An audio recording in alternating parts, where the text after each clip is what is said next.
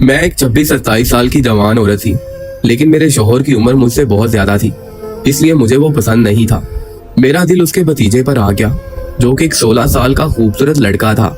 मैं किसी काम के बहाने से उसे अपने घर पर बुलाती और उसकी कुर्बत हासिल करती और उससे खूब सारी बातें करती और आहिस्ता आहिस्ता उसे अपनी तरफ माइल करने लगी। एक दिन मेरे बच्चे स्कूल गए हुए थे और मेरा शौहर भी काम पर था। मैंने भतीजे को घर बुलाया और अपने बेडरूम में ले जाकर पूरा दिन। मुझे हमेशा से ही सर्दियां बहुत पसंद थी और ये भी एक सर्द दिन था। बच्चों को स्कूल भेजते ही मैं आईने के सामने खड़े होकर सजने संवरने लगी। एक यही तो वक्त था जब मैं अपने अरमान पूरे किया करती थी। सुर्ख रंग की लिपस्टिक होंठों पर फेरकर मैंने एक आखिरी नजर खुद पर डाली तो अपने आप से शर्मा गई। उम्र के इस हिस्से में भी मैं जवान और हसीन मालूम होती थी। थोड़ी ही देर में दरवाजा बजने लगा। मैंने गुनगुनाते हुए दरवाजा खोला तो सामने हैदर खड़ा था। हैदर एक 20-22 साल का जवान और खूबसूरत लड़का था, जो रिश्ते में मेरा भतीजा लगता था। हैदर को देखकर मैं पूरी तरह खिल उठी थी। एक वही तो था जिसके लिए मैं तैयार होती थी। हैदर ने अंदर आते ही मेरे शौहर यानी अपने चचा और बच्चों के बारे में पूछा।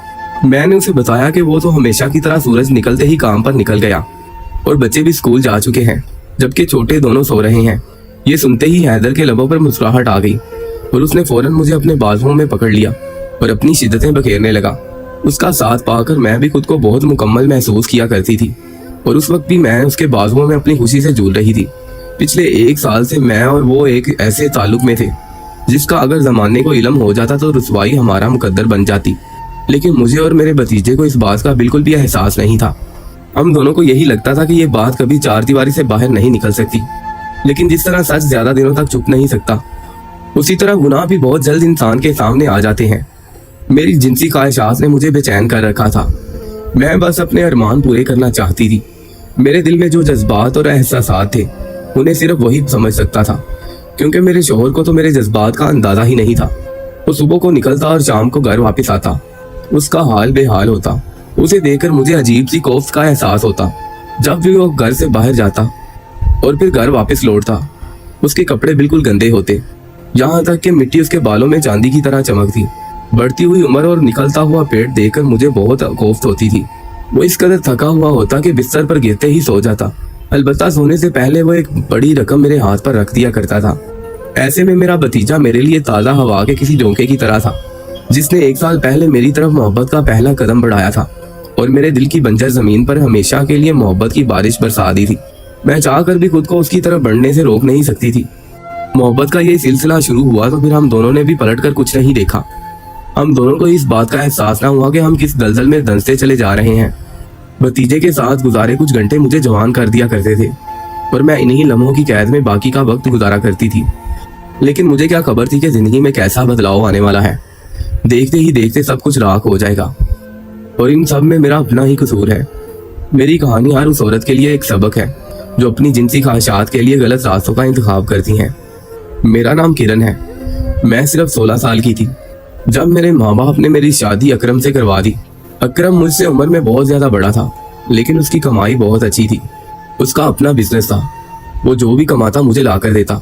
जब मैंने पहली बार अकरम की तस्वीर देखी थी, उसी वक्त रिश्ते के लिए इनकार कर दिया था। सांवली रंगत और मामूली शक्लो सूरत वाला अकरम मुझे बिल्कुल ना भाया था, लेकिन मेरे माँ बाप को लगता था कि पैसा ही सब कुछ होता है और अकरम ही मुझे वो तमाम सहूलियात और आसाइशें दे सकता है जो मुझे अपने माँ बाप के घर से हासिल ना हो सकी थी। मैं तो अपने लिए किसी गबरू जवान की मुंतजिर थी, लेकिन तकदीर ने अकरम को मेरा नसीब बना दिया था। ऐसा नहीं था कि मेरे लिए जवान लड़कों के रिश्ते नहीं आए थे, लेकिन मेरे बाप ने उम्र से कहीं ज्यादा पैसे को तरजीह दी थी। मैंने कई दफा अपने माँ बाप को इस रिश्ते से इनकार करना चाहा, लेकिन हर बार मुझे यही सुनने को मिलता कि मैं नादान हूँ और मुझे अभी दुनियादारी का कुछ नहीं पता। ज्यादा कुछ कहने की जुर्रत करती तो अम्मा हाथ में डंडा उठाती और बेहया होने का ताना देती। मजबूरन मैं अकरम के साथ रुखसत हो गई। मेरी माँ ने निकाह के वक्त मुझे मुस्तकबिल के बहुत सुहाने ख्वाब सिखाए थे और कहने लगी कि वहां तुम्हें सब कुछ मिलेगा। उस वक्त मैं अपनी माँ की बातों में आ गई, लेकिन शादी के फौरन बाद मुझे एहसास हुआ कि कुछ और भी था जिसकी मुझे ख्वाहिश थी। अकरम तो पहली रात ही मुझ पर फिदा हो गया। उसने मेरी तस्वीर देख रखी थी, लेकिन रूबरू मुझे देखकर वो पूरी तरह मेरा आशिक बन गया। उसने मुंह दिखाई में मुझे बहुत कीमती तोहफा दिया, लेकिन उसे देखकर मैं चुप साध ली। मैं हमेशा ही अपनी सहेलियों से कहती थी कि मैं इतनी खूबसूरत हूँ कि मेरे लिए कोई शहजादा ही घोड़े पर बैठ कर आएगा। शादी पर स्टेज पर मेरी दोस्तों ने अकरम को मेरे बराबर बैठा देकर दबे दबे लफ्जों में मेरा खूब मजाक उड़ाया था। मेरी एक दोस्त हंसते हुए कहने लगी, घोड़ा खुद आ गया है और शहजादे को कहीं गिरा दिया है, अब तो घोड़े के साथ ही रुखसत हो जा। और इस बात ने मेरे दिल में आग लगा दी। अकरम में बज़ाहिर मुझे ऐसी कोई खूबसूरती नजर नहीं आती थी कि जिसकी वजह से मैं उससे शादी पर खुश होती। उसके सर में तो बाल भी बस गिनती के ही थे, लेकिन उसके पास पैसा सिर्फ बहुत ज्यादा था। मेरे पास अच्छे कपड़े, जेवरात और किसी चीज की कमी नहीं थी, लेकिन मैं यही सोचती थी कि मैं किसके लिए तैयार हूँ, क्योंकि अकरम में तो मुझे कोई दिलचस्पी नहीं थी। अकरम के बड़े भाई का बेटा बहुत खूबसूरत था। वो 10-15 साल का बच्चा था और बहन भाइयों में भी छोटा था। अकरम का तो बहुत लाडला था, इसलिए रोज रोज हमारे घर आ जाता। धीरे धीरे मेरी और उसकी दोस्ती हो गई। उसकी और मेरी उम्र में ज्यादा फर्क भी नहीं था, इसलिए हम दोनों एक साथ बैठकर टीवी देखते और गेम भी खेलते। लेकिन मुझे ये अंदाजा नहीं था कि मुस्तकबिल में ये दोस्ती किसी ताल्लुक में बदलने वाली है, क्योंकि इस वक्त तो वो एक कम उम्र बच्चा था। शादी को साल भी मुकम्मल ना हुआ था और मेरी गोद में एक बेटा आ गया। मैं खुद 16 साल की थी। मेरे लिए एक बच्चे की जिम्मेदारी बहुत ही भारी थी। मुझे जिंदगी बहुत ही मुश्किल और बोझ लगने लगी थी। ऐसा लगता जैसे खुशी नाम की कोई चीज ही नहीं है। मुझे अपना ही बेटा बोझ लगने लगा था। जब तक मेरा बेटा मेरी जिंदगी में नहीं आया था, मैं अकरम से जहां कहती मुझे वहां ले जाता। मेरी अपनी माँ के घर आने जाने पर भी कोई पाबंदी नहीं थी, लेकिन जैसे ही मेरा हमल ठहरा तो मेरा घर से आना जाना बंद हो गया। उम्र के इस हिस्से में वो बाप बनने जा रहा था। उसकी खुशी की कोई इंतहा नहीं थी। उसका बस चलता तो वो मुझे बिस्तर से नीचे कदम भी ना रखने देता। मेरे लिए इस तरह चार दीवारी में बंद रहना बहुत ही मुश्किल था। रात गए जब अकरम घर आता, उसका बेडौल वजूद मुझे मजीद गुस्सा दिलाता। मैं उसे कथित तौर पर नजरअंदाज कर देती। मुझे उसमें कोई दिलचस्पी नहीं थी। दिन ऐसे ही गुजरते चले गए और मेरे बेटे के बाद एक बेटी और फिर 2 बेटों ने जन्म लिया। शादी के 6 साल बाद मैं 4 बच्चों की मां बन गई। कोई भी औलाद मेरी खुशी से पैदा नहीं हुई थी, लेकिन हर औलाद की पैदाइश पर अकरम ने खूब जश्न मनाया। मैंने उसे 3 बेटे दिए। वो फख्र से सीना चौड़ा करके कहता कि वो 3 बेटों का बाप है। मेरी तवज्जो अपने बच्चों पर ना होने के बराबर थी। मुझे हर वक्त यही गम सताता। मैं अपनी जवानी में ही बूढ़ी हो चुकी हूँ। मैं जब भी अपने मेके जाती और अपनी सहेलियों को देखती तो मेरा दिल मजीद दुखी हो जाता, क्योंकि मेरी काली कलौटी सहेलियों को कम से कम जवान मर्द तो हासिल हुए थे। वो कम से कम मुझसे ज्यादा लकी थी। भतीजा पहले की तरह अब भी हमारे घर आता जाता, और जब भी वो आता मेरी तारीफ में जमीनों से आसमान एक कर देता। बहुत सारे लोग मुझे देखकर यही कहते थे कि मैं 4 बच्चों की माँ नहीं लगती, और जो कोई ये सुनता कि मैं अकरम की बीवी हूँ तो उसकी आंखें हैरत से खुल जाती। मैं उसके साथ ना किसी शादी की तकरीब में जाती और ना ही किसी और फंक्शन में। मेरी शादी को 8 साल होने वाले थे और भतीजा कोई 20 साल का जवान लड़का हो चुका था। मुझे जहाँ कहीं भी जाना होता मैं उसके साथ चली जाती। वो बहुत कम उम्री से ही मेरे बहुत करीब रहा था, इसलिए हम दोनों में बहुत गहरी दोस्ती हो गई। मुझे उससे कोई झिझक महसूस नहीं होती थी और ना ही अकरम को उसका हमारे घर में आना बुरा लगता था। वो रिश्ते में मेरा भतीजा था। एक दिन मेरी एक सहेली के घर दावत थी। मैंने अपने भतीजे को कहा कि वो मुझे उसके घर छोड़ाए। मैं बच्चों को हमेशा घर छोड़कर जाया करती थी। मुझे इस बात से कोई फर्क नहीं पड़ता था कि मेरे छोटे बच्चे मेरे पीछे घर में कैसे रहेंगे। उनकी ताई उन्हें देखा करती थी। मेरी सहेली के दरवाजे पर भतीजे ने जैसे ही बाइक रोकी तो इत्तेफाक से मेरी सहेली ने दरवाजा खोल दिया। भतीजा मुझे छोड़कर चला गया। मैं जैसे ही अपनी सहेली के घर में दाखिल हुई तो वो कहने लगी, तेरे साथ तो ये बहुत खूबसूरत लगता है, तुझे ऐसे ही लड़के से शादी करनी चाहिए थी। अपनी दोस्त नीलम की बात सुनकर मैं हैरान हुई। मैंने कहा, तू जानती तो है तो ये मेरे शोहर का भतीजा है, कैसी बातें कर रही है। नीलम हंसकर बोली, मर्द तो मर्द ही होता है और ये तो फिर जवान लड़का है। मुझे तो पहली नजर में ही भाग गया है। अगर मेरे शोहर का ऐसा भतीजा होता तो मैं फौरन ही उसकी मोहब्बत में गिरफ्तार हो जाती, और खासकर उस वक्त जब मेरा शोहर तेरे शोहर जैसा होता। नीलम की बात सुनकर मुझे बहुत अजीब सा एहसास हुआ। मैं जब भी उससे मिलने के लिए आती तो वो मेरे शोहर की बुराई जरूर करती थी और मेरा दिल अंदर से खट्टा पड़ जाता। उसकी दावत से वापसी पर मैं बिल्कुल बदल गई थी। मैं सोच रही थी कि वाकई मेरे नसीब में भतीजे जैसा कोई लड़का होना चाहिए था। मैं भतीजे से बहुत ज्यादा बड़ी तो नहीं थी। वो अगर 20 साल का था तो अब मेरी उम्र 26-27 साल के करीब हो रही थी। 4 बच्चों की माँ होने के बावजूद भी लगता ही नहीं था कि मैं शादीशुदा हूँ। शायद ये कम उम्री में शादी का नतीजा था, यहाँ फिर मैं अपने घर और बच्चों से कहीं ज्यादा अपना ख्याल रखती थी। अगले दिन जब मेरा भतीजा मेरे घर आया तो मैं खामोशी से उसका जायजा लेने लगी। वाकई अब वो बच्चा नहीं रहा था जो मेरी शादी के वक्त था। उस वक्त शायद वो 12 साल का बच्चा था, लेकिन अब वो जवान हो चुका था। उसने शायद मेरी नजरों को महसूस कर लिया था। वो खुद भी मेरी तरफ देखने लगा। मैंने फौरन अपनी नजरों का जाविया बदल लिया। मेरा दिल बुरी तरह धड़क रहा था। ये पहली दफा था जब मेरी नजरें और मेरी सोच बदली थी। वो तकरीबन रोजाना हमारे घर आता था, मेरे बच्चों के साथ खेलता था, मुझसे ढेरों बातें करता, अपनी हर छोटी बात मुझे बताता। अब वो हमेशा अनवर की गैर मौजूदगी में आता था। ऐसे ही एक दिन मैं बावर्ची खाने में खड़ी चाय बना रही थी। वो मेरे करीब आया और कहने लगा, चच्ची कब तक हम दोनों ऐसे ही दोस्त रहेंगे? तुम मुझे बहुत अच्छी लगती हो। मैं हमारी दोस्ती को आगे बढ़ाना चाहता हूँ। मैंने हैरत से उसकी तरफ देखा। उसने पहली दफा मुझे ऐसे यूं मुखातिब किया था। उसकी नजर बदली हुई थी और एक औरत मर्द की बदलती हुई नजर को बखूबी महसूस कर सकती है। अगर उसने मुझसे ऐसी कोई बात नीलम की दावत से पहले कही होती तो शायद मैं एक जोरदार थप्पड़ उसके चेहरे पर रसीद कर देती। लेकिन नीलम की बातों ने मेरे जहन पर काफी असर डाला था, इसलिए मैं खुद अपने भतीजे के बारे में ऐसा सोचती थी। लेकिन फिर भी मुझे खौफ महसूस हो रहा था।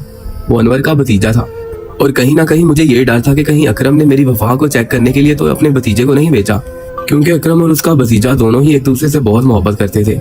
मैंने उसको साफ साफ मना कर दिया कि वो मुझसे आइंदा ऐसी कोई बात नहीं करेगा। मैं उसकी चच्ची हूँ और हमारे दरमियान इससे ज्यादा कोई रिश्ता नहीं है। लेकिन मेरी बातों का उस पर कोई असर ना हुआ और वो जाते जाते कह गया, एक ना एक दिन मैं जरूर उसकी मोहब्बत का जवाब दूंगी। मैंने कभी सोचा भी नहीं था कि मेरी रूखी पीकी जिंदगी में ऐसा कोई मोड़ भी आएगा जहाँ भतीजे जैसा जवान लड़का मुझसे मोहब्बत का इजहार करेगा। मैं दिल ही दिल में बहुत ज्यादा खुश थी, लेकिन अकरम के खौफ की वजह से मैं हैदर की मोहब्बत को कबूल नहीं कर सकती थी। वक्त गुजरता गया और हैदर की इस बात को 2 महीने हो गए। वो हर रोज हमारे घर आता और मेरी तरफ सवालिया नजरों से देखता। उसका हर अंदाज मोहब्बत भरा हुआ था। और फिर मेरी जिंदगी में एक ऐसा दिन आया जब सुबह सुबह मेरी और अकरम की बहुत ज्यादा लड़ाई हो गई। अकरम के किसी दोस्त की बहन की शादी थी और वो चाहता था कि मैं उसके साथ चलूं। मैं अकरम के साथ किसी तरह भी शादी में नहीं जाना चाहती थी। मुझे उसके साथ खड़े होते हुए शर्मिंदगी का एहसास होता था। लोगों की हमारी तरफ नजरें उठती तो मुझे तमस्कुर का एहसास होता। इस बात को लेकर हमारे दरमियान खूब झगड़ा हुआ। अकरम को इस बात का अच्छी तरह से पता था कि मैं उन्हें पसंद नहीं करती, लेकिन आज तक वो मेरी मोहब्बत में खामोश थे। लेकिन आज वो खामोश नहीं रह सके थे और जानना चाहते थे कि उन्होंने मेरी जिंदगी में ऐसी कौन सी कमी रहने दी थी जो मैं उनके साथ ऐसा सलूक करती हूँ। मेरी तरफ से कोई जवाब ना मिलने पर अकरम घर से बाहर चले गए। मेरे 2 बच्चे स्कूल जा चुके थे और छोटे दोनों सो रहे थे जब मैंने हैदर को बुलाया। मैं खामोशी से ड्राइंग रूम में सोफे पर बैठी थी। हैदर मेरे पास आकर बैठ गया और कहने लगा, आज सुबह सुबह ही बड़ी जोरदार आवाज आ रही थी, सब खैरियत तो है? मैं बहुत ज्यादा गुस्से में थी। सोचे समझे बिना हैदर के गले लग गई और फूट फूट कर रोने लगी। मैंने रोते रोते हैदर से कहा कि अब मैं इस घुटन भरी जिंदगी से निजात चाहती हूँ। मुझे अकरम जैसे मर्द के साथ नहीं रहना जो देखने में मेरे बाप की उम्र का है। अकरम को मेरे जज्बात और एहसासात का बिल्कुल अंदाजा नहीं है। हैदर तो जैसे किसी ऐसे ही मौके की तलाश में था। उसने मुझे मोहब्बत से अपने करीब किया और खामोश करवाने लगा। कुछ ही लम्हों में मुझे एहसास हुआ कि वो मेरे साथ हद से तजावुज कर रहा है, लेकिन मैं खामोश रही क्योंकि मुझे उस वक्त कुछ भी बुरा नहीं लग रहा था। मुझे सुकून की तलाश थी और ये सुकून मुझे हैदर की बाहों में मिल गया था। उसी दिन से मेरे और हैदर के रिश्ते का आगाज हुआ और हम दोनों के दरमियान ताल्लुकात कायम हो गए, जिसे बताते हुए मुझे आज भी शर्मिंदगी का एहसास होता है। मैं 3 बेटों और एक बेटी की माँ होने के बावजूद भी अपने आप पर काबू ना पा सकी। हैदर अकरम की गैर मौजूदगी का भरपूर फायदा उठाता और हमेशा की तरह हमारे घर आकर मेरे साथ घंटों मेरे बेडरूम में गुजारता। क्योंकि शुरू से ही सबको हैदर के हमारे घर आने जाने का पता था, इसलिए किसी को भी इस बात का अंदाजा नहीं हो सका कि चाची भतीजे में क्या चल रहा है। मैं और हैदर दिन तो साथ गुजारते, लेकिन रातों को भी एक दूसरे से मैसेज और व्हाट्सएप पर बात करते। हैदर भी मुझसे मेरी बरहना तस्वीर मांगता और मैं खुशी खुशी उसे अपनी तस्वीर भेज देती। हम दोनों एक दूसरे के बगैर गुजारा नहीं कर सकते थे। एक दिन अकरम के दूसरे भाई के बेटे यानी हैदर के कजन ने उसके मोबाइल पर हम दोनों की चैट पढ़ ली और मेरी नाजेबा तस्वीर उसके फोन में देखने के बाद तो बिल्कुल भी खामोश ना बैठा, बल्कि उसने अकरम को सारी हकीकत बता दी। अकरम अगले दिन अचानक ही घर लौट आया और मुझे और हैदर को रंगे हाथों पकड़ने के बाद उसने हैदर को इतना मारा कि उसका पूरा चेहरा लहूलुहान कर दिया। उसे यकीन ही नहीं आ रहा था कि जिस भतीजे को उसने गोद में पाला उसी भतीजे ने उसकी इज्जत को रौंद दिया था। हैदर ने अकरम से माफी मांग ली थी और वो हमारे घर से चला गया था।